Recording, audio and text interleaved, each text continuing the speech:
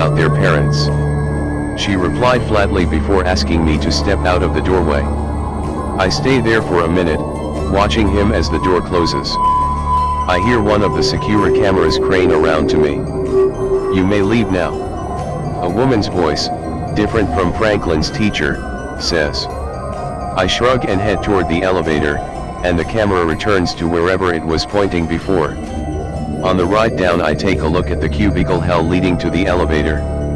Everyone is running numbers, most of their phones are from the 90s. None of them look up at me. I find a lady at the end getting up to go to the bathroom. "Hey, any idea where a good cup of coffee is around here?" I ask. She stops dead in her tracks and looks at me. "I have a boyfriend." She sneers and continues on her way.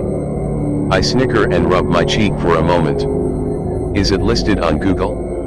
I don't want to get lost finding that place. I shout after her as she steps down a darkened hallway toward illuminated bathroom doors. I shrug and leave. This goes on for a few weeks, and I finally stop his teacher from pushing me out of the doorway. Wait. Why are there only guys here picking up and dropping off kids?" I ask. She pretends to be blindsided and then insists that I step outside of the hallway. "Children come here for a variety of reasons. Dads are usually the ones who have time. I know you're not Franklin's dad, so stop with the questions," she states. The door unlocks before she turns to it, and she enters peacefully. "Please leave," the voice over the intercom instructs. "All right, I'm going," I say, putting my hands up. That afternoon, I pull into Franklin's driveway and there are a ton of cars at his house. All the boys are outside playing with squirt guns. They're chasing one guy, maybe in his 40s, around the yard. He's very well dressed, red shirt, black pants, white tie. He's wearing shoes. Sneakers at that. Franklin spots this guy and sits up in his seat, trying to take off the belts of his car seat. "Daddy's home," he shouts as his mom opens the car door. He jumps down out of the car and rushes over to this guy. "Daddy! Daddy!" he shouts as his man picks him up. I get out of the car, and the man in red, carrying Franklin, comes over. He holds Franklin against his chest and offers his hand to me. "Hi, I'm Dad," he says with a bit of a laugh behind his words. "I'm David." I take his hand and shake it. "Great to finally meet you, Dave. I've heard a lot about you," he says, bouncing Franklin a bit. Franklin giggles and hugs his dad's head. "Good things, I hope," I stated, shoving my hands into my pockets. "Great things. Franklin behaves better at school, he even eats lunch there now. Thank you for getting him under control. I don't know what you're doing, but please keep doing it," he says, turning away from me and heading back to the squirt gun fight. I don't see Dad again for a while. The door unlocks and there's Dad. He smiles to me. Franklin looks up at him and walks into the hallway, not saying a word. I frown and look up at Dad. Franklin lets go of my hand once he's through the doorway. "Don't worry," Dad says, patting me on the shoulder. I back through the doorway and he watches me as he closes the door, blocking my view of Franklin. I think about that for the rest of the day, and then when I get Franklin home, I ask him about his day. He tells me about ABCs, dancing, and playing with dinosaurs. I ask him about Dad. "Daddy's not a school, silly," he says to me. I stare for a long while, before his mom opens the door and takes him out of the car. "Did you have a good day?" she asks Franklin.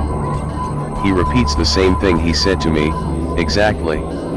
I sit on the hood for a minute as she signs the paperwork for transportation. "So, Franklin's dad, he works at school too?" I ask. "Nope, he's around though," she says and walks inside with Franklin.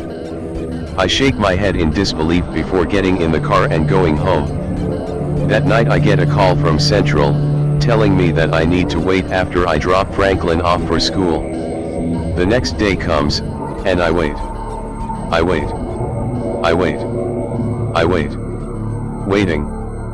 Finally, after a half an hour, an elderly woman, we'll call her Marge, steps through from the stairs, and hands me a clipboard with a piece of paper that says, "I, David Blankerson, hereby declare that I will not mention the things I have seen, or experienced while transporting Franklin Blankerberg."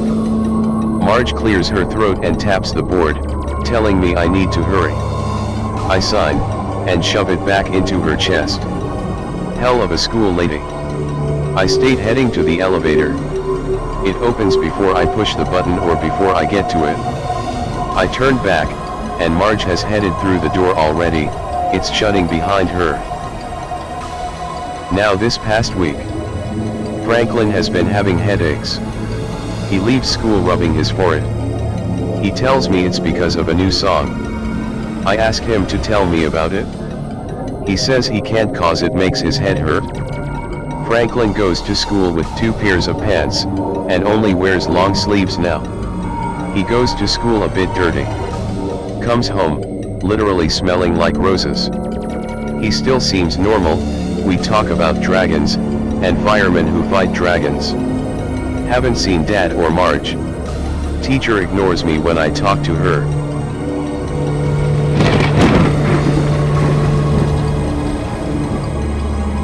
(2009). Up in Holden, way up on the Canadian border. The Woodstock side. Having dinner with an old friend who just made it to being a country music star. Let's call him Art. Art and I went to school together when I lived up there ages and ages ago. I left when I was 10 and never looked back. We're outside at a bonfire, talking about tits and ass. Good times. Art gets up to get a beer, and one of his new friends comes back out with him. Let's call this one Jason. Jason and Art talk about the crazy shit they saw when they were loggers over in Jackman. Jackman is over on the bad border with Canada, the Montreal side. One road in, one road out. And it sucks. Jason starts the story. Ever hear of Bloody Bones, David? Doesn't sound familiar. That a new band? No, it's the nickname of a killer. Nifty. So how about them Red Sox? Art laughs, and Jason continues. Here we go. Bloody Bones was a stalker. He'd follow newlyweds when they came to the northern woods of Maine. He was raised by the Catholics of St. Mary's but escaped into the woods one day and just kept going north. He lives in the woods outside of Jackman. One night, this couple of Massachusetts was up that way, and got stuck on a logging road headed to their honeymoon cabin. No tow truck till morning. They take refuge in a local church. Bloody Bones was there. They say he toyed with them for a while. I sink down into my chair. Shit, I hate this shit. Bloody Bones chased the husband back to the car, and then skinned him alive.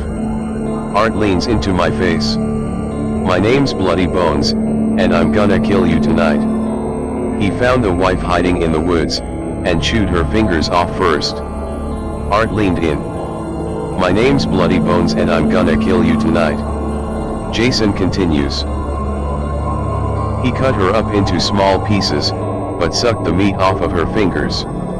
His trademark was to make a necklace out of their finger bones and hang it around their necks. The police found their bodies. Art leaned in. But he took their wedding rings. You can hear him coming when you hear the jingling of all those wedding rings echoing through the woods up there. My name's Bloody Bones. Yeah, fuck off. I kick dirt on them. Bloody Bones sucks. He's real. We heard the jingling in the woods. Yeah, fuck you. Still don't believe them, but it's a thing to think about when you go up north.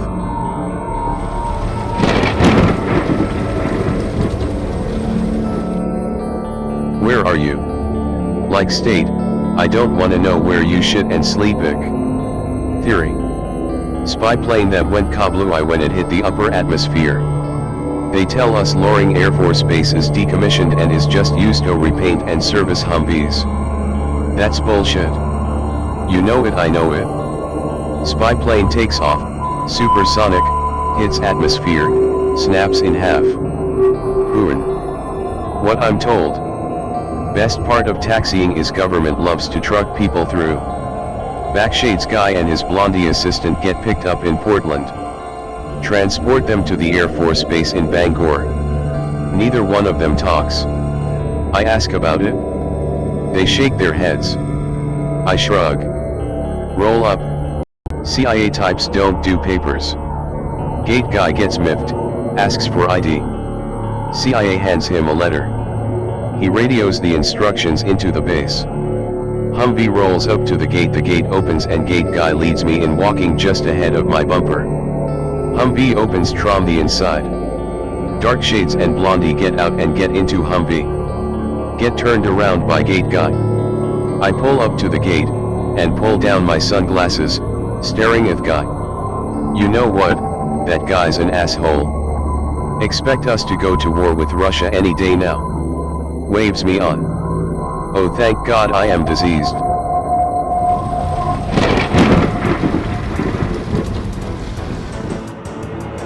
(2009) Spring. Condominium opens up in the city. Full of old people. Hell yes. Peace and quiet. Fuck all of you motherfuckers in this apartment building.